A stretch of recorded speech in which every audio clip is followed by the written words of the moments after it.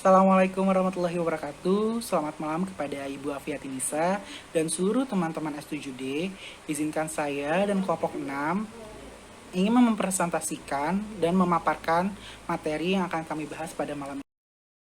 Ada beberapa subbab materi yang akan kami bahas dalam model-model evaluasi, yaitu ada evaluasi goal attainment, formatif summatif, responsif, dan CIPT. Berikut kami paparkan. Selanjutnya itu ada evaluasi goal attainment. Menurut Tyler, evaluasi perlu ditekankan pada pemrosesan gambaran mengenai efektivitas sistem pendidikan yang mempengaruhi pencapaian tujuan pendidikan atau pembelajaran. Nah, jadi evaluasi ini untuk perubahan tingkah laku yang diinginkan oleh peserta didik. Untuk ini, evaluasi diarahkan untuk memeriksa sejauh mana perubahan tingkah laku yang diinginkan itu telah terjadi kepada peserta didik. Dengan diperolehnya informasi mengenai sejauh mana nanti akan ada tujuan-tujuan yang dicapai, maka diambil keputusan tentang tindakan yang perlu diambil sehubungan dengan perbaikan sistem pendidikan dan peserta didik yang bersangkutan kepada evaluasi ini. Kedua, ada langkah-langkah evaluasi. Langkah-langkah evaluasi terbagi dari tujuh langkah-langkah, yaitu ada menentukan tujuan seluas-luasnya atau sasaran. Yang kedua ada mengklasifikasikan tujuan atau sasaran. Yang ketiga, menegaskan sasaran dalam bentuk perilaku. Yang keempat, menemukan situasi-situasi dalam pencapaian tujuan yang dapat dilihat. Yang kelima, mengembangkan atau memilih teknik pengukuran. Yang keenam, ada mengumpulkan hasil data.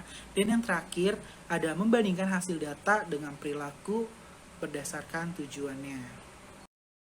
Selanjutnya ada kelebihan dan kekurangan dari evaluasi model goal attainment. Yang pertama itu ada kekurangannya. Kekurangannya itu mengabaikan aspek perencanaan dan proses pada proses pembelajaran. Yang kedua itu banyak kekurangan standar penilaian yang penting untuk diobservasi.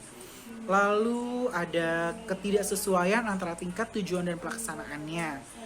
Ada pengabaikan nilai tujuan, pendekatan evaluasi itu tersendiri. Lalu mengabaikan alternatif-alternatif yang penting yang harus dipertimbangkan dalam perencanaan program. Lalu melainkan konteks yang memiliki wewenang evaluasi. Lalu ada mengabaikan hasil penting lainnya yang ditutupi oleh tujuan hasil yang sengaja didapatkan dari kegiatan tersebut. Lalu mengabaikan fakta-fakta dari nilai program yang tidak dapat digambarkan dengan tujuan itu tersendiri. Lanjut, ada kelebihan evaluasi goal.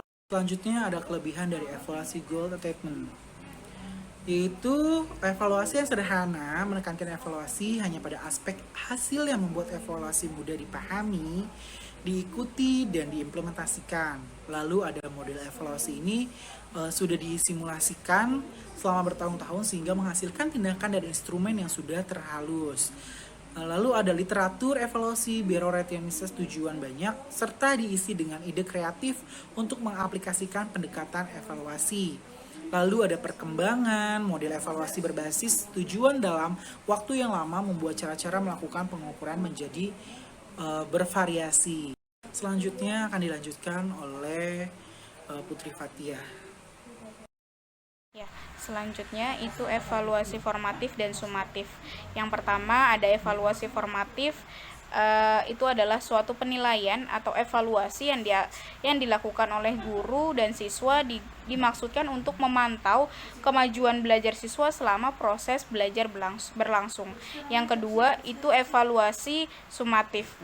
Penilaian sumatif adalah suatu aktivitas penilaian yang menghasilkan nilai atau angka yang kemudian digunakan untuk keputusan pada kinerja siswa atau hasil siswa. Kegiatan penilaian ini juga dilakukan jika satuan pengalaman belajar atau seluruh materi pelajaran telah selesai, seperti itu. Selanjutnya ada tujuan penilaian normatif. Itu ada dua. Yang pertama untuk memperbaiki proses pembelajaran, bukan hanya untuk menentukan tingkat kemampuan siswa, tapi bisa juga untuk memperbaiki proses pembelajaran. Yang kedua itu memperoleh informasi mengenai kekuatan dan kelemahan pembelajaran yang telah dilakukan dan untuk menggunakan informasi tersebut untuk memperbaiki, mengubah, memodifikasi metode pembelajaran agar lebih efektif dan dapat meningkatkan kompetensi siswa. Terus setelah itu pasti ada hasil dari penilaian tersebut. Penilaian tersebut bermanfaat bagi dua. Yang pertama itu guru dan siswa. Manfaat dari guru dapat akan mengetahui sejauh mana bahan pelajaran yang dikuasai dan memperkirakan hasil penilaian sumatif. Yang kedua itu manfaat bagi siswa.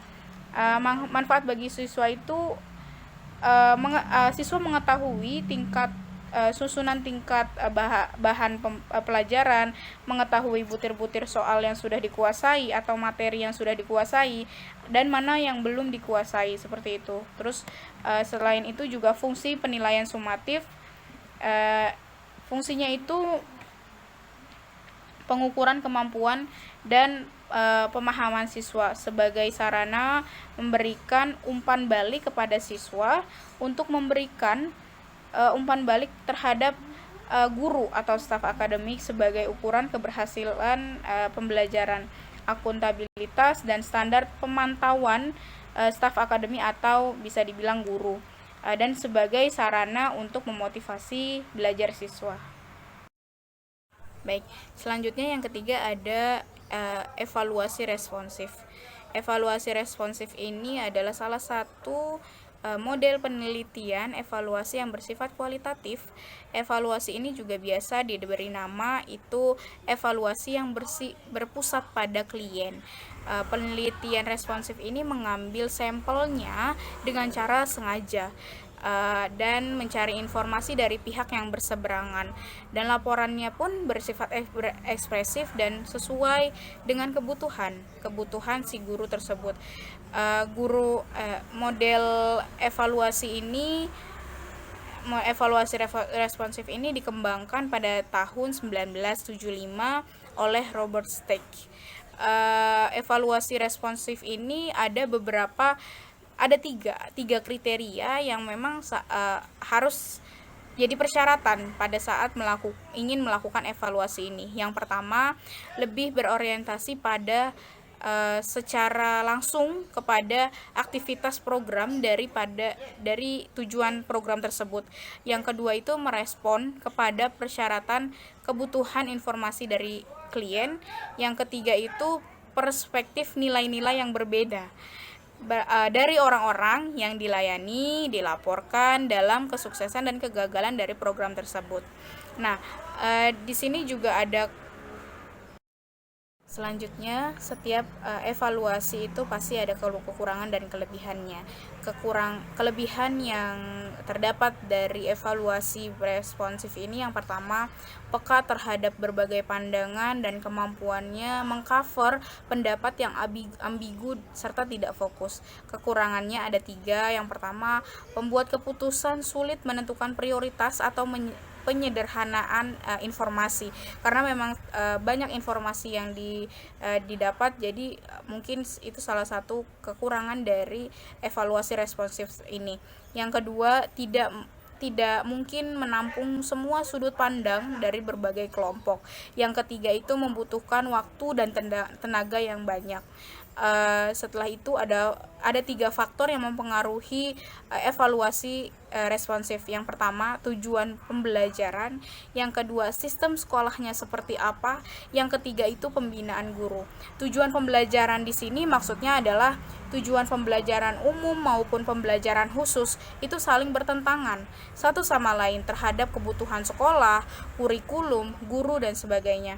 Terus setelah itu sistem sekolah di sini faktor ini perlu dipertimbangkan dengan matang dan hati-hati karena melibatkan berbagai komponen yang saling berinteraksi dan berketergantungan. Yang ketiga itu pembinaan guru. Banyak program pembinaan guru yang belum menyentuh secara langsung tentang evaluasi. Program pembinaan guru lebih banyak difokuskan pada pengembangan kurikulum dan metode atau metodologi pembelajaran kepada siswa. Bismillahirrahmanirrahim. Assalamualaikum warahmatullahi wabarakatuh. Baik, selanjutnya ada CIPP, yaitu konteks evaluasi. input evaluation, proses evaluation, produk evaluation. Konteks evaluation yaitu evaluasi terhadap konteks, sedang input evaluation yaitu evaluasi terhadap masukan. Lalu ada proses evaluation, evaluasi terhadap proses, dan ada produk evaluation yaitu evaluasi terhadap hasil. Keempat singkatan dari CIPP tersebut itulah yang menjadi komponen evaluasi. Lalu di dalam model evaluasi CIPP ada juga kelebihan dan kekurangannya. Menurut Eko Putro-Widoyoko, model evaluasi CIPP lebih berkomprehensif di antara model evaluasi lainnya. Karena objek evaluasi tidak hanya pada hasil semata, tetapi juga mencangkup konteks, masukan, proses, dan hasil. Selain kelebihan tersebut, di satu sisi model evaluasi ini juga memiliki keterbatasan. Antara lain, penerapan model ini dalam bidang program pembelajaran di kelas mempunyai tingkat keterlaksanaan yang kurang tinggi jika tidak adanya modifikasi. Baik, mungkin hanya itu saja pemaparan dari kelompok kami. Lebih kurangnya mohon maaf, mudah-mudahan bermanfaat. Dan untuk pertanyaan nanti disambung di GCR. Wassalamualaikum warahmatullahi wabarakatuh.